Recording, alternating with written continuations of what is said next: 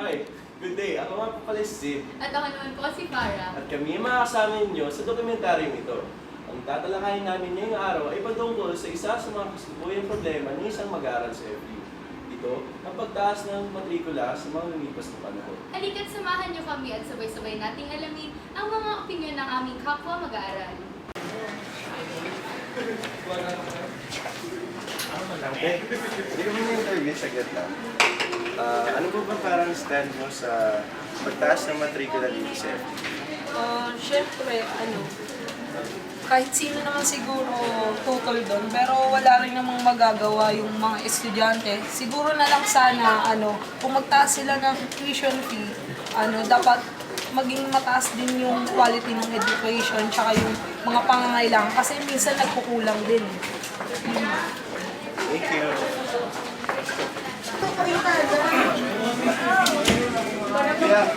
Pwede po may interview yung saglit lang. Ano po ba ang opinion mo sa nalalapit na pagtaas ng matrikula dito sa FU?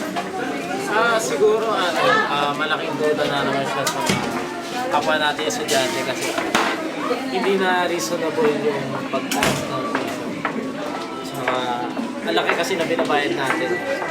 Tapos, doon nararamdaman naman siguro natin sa quality ng facility ng school, hindi pa rin sapat. Kumbaga, sana sa quality ng education ilan yung binabayad natin. Thank you. Pwede po magkano? Ano po? Ano po ba yung pwede po malaman kung ano po yung opinion niyo sa pagtaas ng matrikula dito sa FU?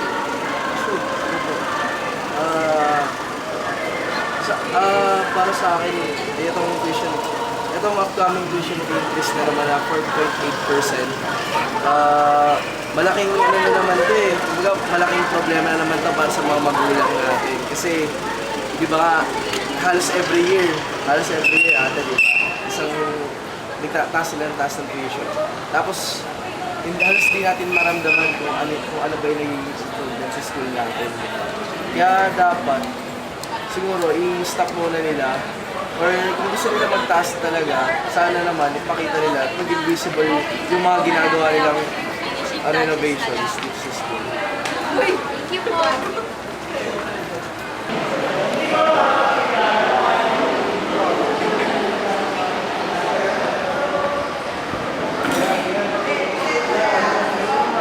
Saglit na. Gusto ko sana malaman yung thoughts mo sa nalalapit na tuition fee increase dito sa FU.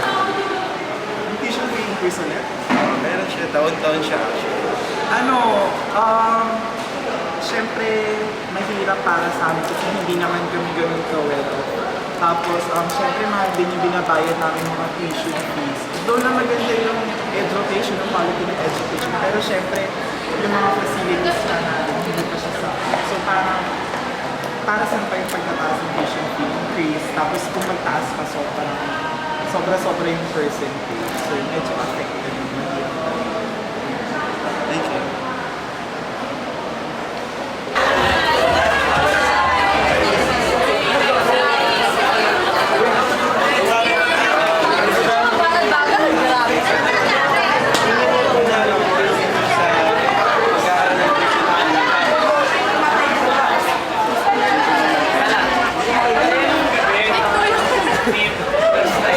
Ako actually I'm not in favor of the tuition increase kasi FEU is the second earning university pagdating sa NEPA.